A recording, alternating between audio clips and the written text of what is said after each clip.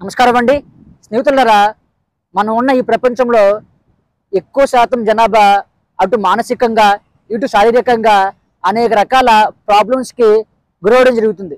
వీరు గురైన ప్రాబ్లమ్స్ వల్ల ఎక్కువ శాతం డిప్రెషన్కి లోనవడం, లేకపోతే శారీరకమైన ప్రాబ్లమ్స్ని ఎదుర్కోవడం జరుగుతుంది. అయితే ఇన్ని ప్రాబ్లమ్స్ని ఎదుర్కోవడం వల్ల వీరి యొక్క శరీరంలో ఉన్న 7 చక్రాలలో బ్లాకేజెస్ అనేవి ఏర్పడతాయి. అలా బ్లాకేజెస్ అనేవి ఏర్పడడం వల్ల వీరి యొక్క శరీరంలో ఉన్న కుండలిని శక్తి అనేది జాగృతి అవ్వడం అనేది చాలా కష్టతరం అవుతుంది. ఒకవేళ కుండలిని శక్తి అనేది జాగృతి అయినా సరే దానివల్ల అనేక రకాల ప్రాబ్లమ్స్ని వీరు ఎదుర్కోక తప్పదు. అయితే ఈ యొక్క మానసికమైన శారీరకమైన ప్రాబ్లమ్స్ అనేవి మన జీవితంలో ఎలా వస్తాయి, ఆ ప్రాబ్లమ్స్ వల్ల ఈ యొక్క బ్లాకేజెస్ అనేవి ఏ విధంగా ఏర్పడతాయి, ఆ బ్లాకేజెస్ని క్లియర్ చేయడం ద్వారా కుండలిని శక్తి ఏ విధంగా జాగృత అవుతుంది అనే విషయాన్ని ఈ రోజు వీడియో ద్వారా మనం తెలుసుకోబోతున్నాం స్నేహితులారా. మొదటగా ఈ మానసికమైన శారీరకమైన ప్రాబ్లమ్స్ అనేవి ఏ విధంగా వస్తాయో అనే విషయాన్ని తెలుసుకునే ప్రయత్నించేద్దాం. చూడండి స్నేహితులారా, మనం జన్మించినప్పటి నుండి ఇప్పుడు దాకా అనేక రకాల విషయాలని మన యొక్క పంచేంద్రియాల ద్వారా మనం గ్రహించడం జరిగింది. మన యొక్క పంచేంద్రియాల ద్వారా మన చుట్టూ ఉన్న ప్రపంచం నుండి గ్రహించిన అన్ని విషయాలు కూడా మన యొక్క సబ్ కాన్షియస్ మైండ్లో ముద్రితమై ఉంటాయి. ఉదాహరణకి ఎలాగంటే, ఒక మెమరీ కార్డులో మనం అనేక రకాల సమాచారాన్ని ఏ విధంగా అయితే డౌన్లోడ్ చేసి ఉంచుకుంటామో ఆ విధంగా. అయితే ఇక్కడ ఏమవుతుందంటే, మన యొక్క చిన్నప్పటి నుండి ఇప్పుడు దాకా అనేక రకాల విషయాలు మన జీవితంలో జరిగాయి కదా. జరిగినప్పుడు మనం అనుకోకుండా కొన్ని సంఘటనల్ని ఎదుర్కోవడం జరుగుతుంది.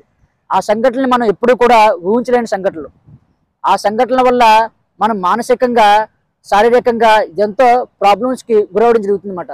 ఉదాహరణకి ఎలాగంటే, మన యొక్క తల్లిదండ్రులతో కానీ, కుటుంబ సభ్యులతో కానీ, ఫ్రెండ్స్తో కానీ, మనం వర్క్ చేస్తున్న ఆఫీసులో మన యొక్క కొలీగ్స్తో కానీ మనం అనుకోకుండా ఏదైనా ఒక గొడవ అనేది వాళ్ళతో మనకు అవ్వడం జరుగుతుంది. ఆ గొడవ అవ్వినప్పుడు మన యొక్క పంచేంద్రియాల ద్వారా కొన్ని విషయాల్ని గ్రహించడం జరుగుతుంది. చూపు ద్వారా చూడడం, శబ్దం ద్వారా వినడం, అలాగే స్పర్శ ద్వారా అక్కడ ఏదుందో అనే విషయాన్ని గ్రహించడం, ఇలాగా పంచేంద్రియాల ద్వారా అక్కడ జరుగుతున్న కొన్ని విషయాల్ని మనం గ్రహిస్తాం అన్నమాట. గ్రహించినప్పుడు ఈ యొక్క పంచేంద్రియాలే మనం అక్కడ ఒక ఎమోషన్ని క్రియేట్ చేస్తాం. ఉదాహరణకి కోపాన్ని కానీ, భయాన్ని కానీ, ఆందోళన కానీ ఒక విషయాన్ని మనం క్రియేట్ చేయడం జరుగుతుంది.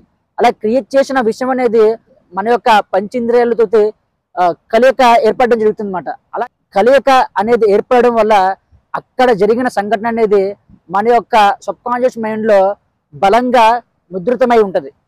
అలాగా ముద్రితమై ఉండడం వల్ల కొన్ని రోజులు గడిచిన, కొన్ని నెలలు, కొన్ని సంవత్సరాలు గడిచినా సరే జరిగిపోయిన ఆ సంఘటన అనేది పదే పదే గుర్తుకు వస్తూ మనల్ని ఇబ్బందికి గురి చేయడం జరుగుతుంది. అలా మనం ఇబ్బందికి గురవడం ద్వారా నెమ్మదిగా మనం డిప్రెషన్లోకి వెళ్ళిపోతాం.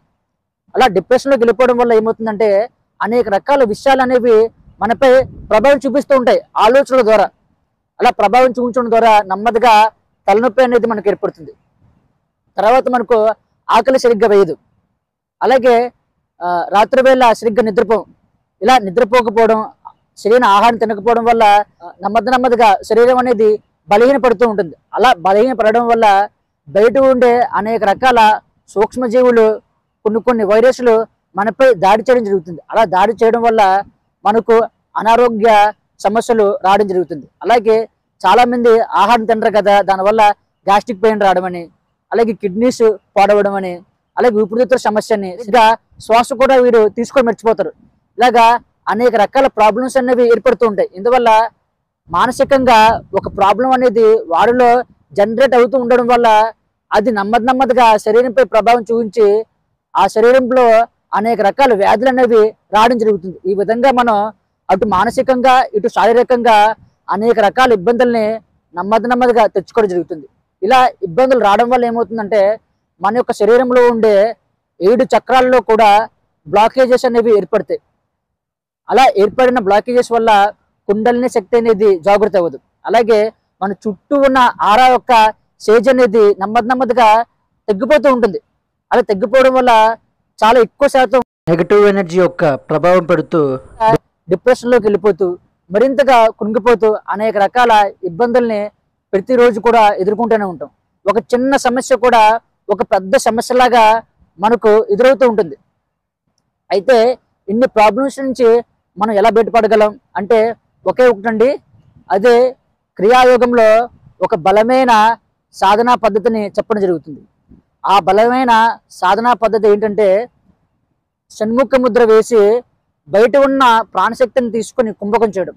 ఇలా చేయడం వల్ల మనకు ఉన్న అనేక రకాల ప్రాబ్లమ్స్ అనేవి నెమ్మదిగా క్లియర్ అవుతాయి.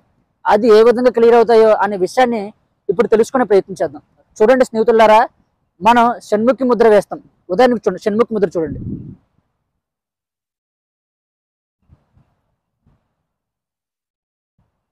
చూశారు కదా, షణ్ముఖి ముద్ర ఇలా వేస్తాం. ఎప్పుడైతే ఈ విధంగా షణ్ముఖి ముద్ర వేస్తామో ఏం చేస్తున్నాం అంటే బహిర్ముఖమైన పంచేంద్రియాలని అంతర్ముఖం చేస్తున్నాం షణ్ముఖి ముద్ర ద్వారా. ఎప్పుడైతే బహిర్ముఖమైన పంచేంద్రియాలని అంతర్ముఖం చేస్తామో బహిర్ముఖమైన విషయాలపై నుండి మనస్సు అనేది నెమ్మదిగా కుదుటపడడం జరుగుతుంది. తద్వారా చాలా విషయాలు అనగా ఎప్పటి నుండో మనల్ని బాధకు గురి చేస్తున్న మానసికమైన ఇబ్బందులు అనేవి నెమ్మదిగా ఒక్కొక్కటి బయటికి వెళ్ళిపోవడం జరుగుతుంది. అలాగే ఈ యొక్క షణ్ముఖి ముద్ర వేసి బయట ఉన్న ప్రాణశక్తిని మనం తీసుకొని కుంభకం చేస్తాం. ఎప్పుడైతే మనం కుంభకం చేస్తామో అప్పుడు ఏమవుతుందంటే స్నేహితులారా గమనించండి, మనం శ్వాసని తీసుకుంటున్నా వదులుతున్నాం. అలా శ్వాసని తీసుకొని వదలడం వల్ల మన యొక్క మనస్సు అనేది ఆ యొక్క శ్వాస ఏ విధంగా అయితే మన యొక్క శరీరంలో ప్రవహిస్తుందో అలాగే అనేక రకాల విషయాలని మనలోకి తీసుకొస్తూ ఉంటుంది. శ్వాస మన యొక్క శరీరంలో ప్రవహించడం వల్ల ఇక మనం ఏం చేస్తాం, శ్వాసని తీసుకొని కుంభకం చేస్తున్నాం. కుంభకం చేయడం వల్ల శ్వాస అనేది మన యొక్క శరీరంలో ప్రవహించట్లేదు, ఒక ప్లేస్లో ఆగిపోయింది. అలా ఆగిపోవడం వల్ల మనలో వస్తున్న అనేక రకాల ఆలోచనల యొక్క తీవ్రత అనేది నెమ్మదిగా తగ్గుముఖం పడుతుంది. అలా తగ్గుముఖం పడడం వల్ల మనపై పడుతున్న మానసికమైన ఇబ్బంది అనేది నెమ్మదిగా తగ్గుతూ అటు మానసికమైన ప్రాబ్లమ్స్ నుంచి మనం నెమ్మదిగా బయటపడతాం. అలాగే ఇక్కడ మనం కుంభకం చేస్తూ ఉంటాం. ఇక్కడ కుంభకం చేసేటప్పుడు కొన్ని ప్రక్రియలు చేస్తారు. అంటే 4-5 రకాలుగా కుంభకం చేయొచ్చు. ఆ 4-5 రకాలుగా కుంభకం ఎలా చేయాలి అనే ప్రక్రియను మనకు ఈ యొక్క క్రియాయోగం క్లాసెస్లో చెప్పడం జరుగుతుంది. అలాగే మన యొక్క శరీరంలో రకరకాలుగా కుంభకం చేయడం వల్ల ఏమవుతుందంటే మన యొక్క శరీరం అనేది శారీరకంగా ఇబ్బందికి గురవుతుంది కదా, అనేక రకాల వ్యాధులకు గురైంది కదా. గురైనప్పుడు అక్కడికి ప్రాణశక్తిని మనం తీసుకొని కుంభకం చేస్తున్నాం. కుంభకం చేసేటప్పుడు అందులో ఉన్న ప్రాణశక్తి అనేది నెమ్మదిగా ఎక్కడైతే శరీర భాగాలలో బాగా వీక్గా ఉన్నాయో అక్కడికి ఆ యొక్క ప్రాణశక్తి అనేది వెళ్ళి అక్కడ బలహీనంగా ఉన్న అవయవాలని క్లియర్ చేస్తూ వాటిని బలంగా చేయడం జరుగుతుంది అన్నమాట. తద్వారా శరీరంలో వచ్చిన అనేక రకాల వ్యాధులు అనేవి తగ్గుముఖం పడతాయి. అలాగే బయట ఉన్న ప్రాణశక్తిని తీసుకుని కుంభకం చేస్తున్నాం. కుంభకం చేస్తున్నప్పుడు ఆ యొక్క ప్రాణశక్తిలో ఉన్న శక్తి అనేది చాలా వేగంగా పుష్ అవుతూ ఉంటుంది. ఏ విధంగా అంటే ఒక సన్నటి పైపులోకి వేగంగా వాటర్ని వదులుతూ ఉంటే ఆ వాటర్ ఎంత వేగంగా ముందుకు పుష్ అవుతుందో అదే విధంగా కుంభకం చేసేటప్పుడు మనం ఎక్కువసేపు చేసేటప్పుడు ఆ యొక్క ప్రాణశక్తి మన యొక్క నాడీ వ్యవస్థలోకి వేగంగా ప్రయాణం చేస్తుంది అన్నమాట. అలాగా ప్రయాణం చేయడం వల్ల మన యొక్క 7 చక్రాలలో ఉన్న బ్లాకేజెస్ అనేవి పూర్తిగా బద్దలవి నెమ్మదిగా కరిగిపోయి అక్కడున్న మన యొక్క 7 చక్రాలలో ఉన్న ఈ యొక్క నెగిటివ్ ఎనర్జీ అనేది పూర్తిగా క్లియర్ అవ్వడం జరుగుతుంది. అలాగా క్లియర్ అవడం వల్ల మూలాధార చక్ర వద్ద ఉన్న కుండలిని శక్తి అనేది జాగృత అవుతుంది. అది ఏ విధంగా జాగృత అవుతుందో అనే విషయాన్ని తెలుసుకునే ప్రయత్నం చేద్దాం. చూడండి స్నేహితులారా, మన శ్వాసని తీసుకుని కుంభకం చేస్తున్నాం. కుంభకం చేసేటప్పుడు అక్కడ ప్రాణశక్తి ఉంది కదా, ఆ ప్రాణశక్తి అనేది నెమ్మదిగా మనపై ఉన్న నెగిటివ్ ఎనర్జీని మన శరీరంలో ఉన్న వ్యాధిని పూర్తిగా తగ్గించుకుంటూ వస్తూ ఏం చేస్తుందంటే నెమ్మదిగా మన యొక్క మూలాధార చక్రం దాకా ప్రయాణం చేస్తుంది. ప్రయాణం చేసి అక్కడ ఉన్న సుషుమ్న నాడిని జాగృతి చేస్తుంది.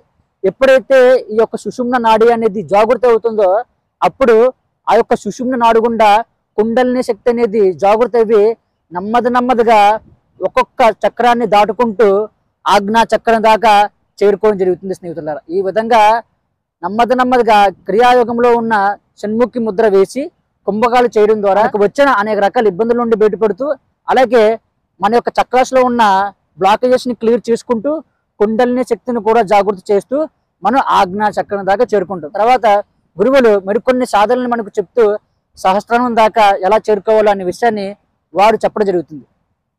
క్రియాయోగంలో చెప్పే ఈ యొక్క పవర్ఫుల్ టెక్నిక్ ద్వారా పూర్తిగా మనం మన యొక్క మానసికమైన వ్యాధుల నుండి, శారీరకమైన వ్యాధుల నుండి పూర్తిగా బయటపడుతూ, అలాగే కుండలిని శక్తిని కూడా జాగృతి చేసుకుంటూ బ్రహ్మానందాన్ని పొందడం జరుగుతుంది స్నేహితులారా. అయితే స్నేహితులారా, మా యొక్క గురువు గారు నాకు ఈ యొక్క క్రియాయోగం క్లాసెస్ చెప్పేందుకు అవకాశం ఇవ్వడం ద్వారా ఇప్పుడు దాకా నేను ఎందరికో ఈ యొక్క క్రియాయోగ దీక్షను ఇవ్వడం జరిగింది. నేను ఇచ్చిన క్రియాయోగ దీక్ష ద్వారా చాలా ఎక్కువ శాతం వారికి వచ్చిన మానసికమైన ఇబ్బందులు, శారీరకమైన ఇబ్బందుల నుండి బయటపడడం జరిగింది. అలాగే వారు మరింతగా ఈ యొక్క క్రియాయోగం సాధన ద్వారా వారి యొక్క ఆధ్యాత్మిక మార్గంలో పురోగతి సాధించడం అనేది జరిగింది స్నేహితులారా. కాబట్టి స్నేహితులారా, క్రియాయోగం సాధన అనేది చాలా పవర్ఫుల్ సాధన. ఈ సాధన ద్వారా మనం ఒక అద్భుతమైన స్థితిని చేరుకోవడం అనేది జరుగుతుంది స్నేహితులారా. ఓకే స్నేహితులారా, మీకు ఈ వీడియో నచ్చినట్లయితే లైక్ చేయండి, అలాగే కామెంట్ చేయండి. మీ యొక్క స్నేహితులకి వీడియోని షేర్ చేస్తారని మనస్ఫూర్తిగా కోరుకుంటున్నాను.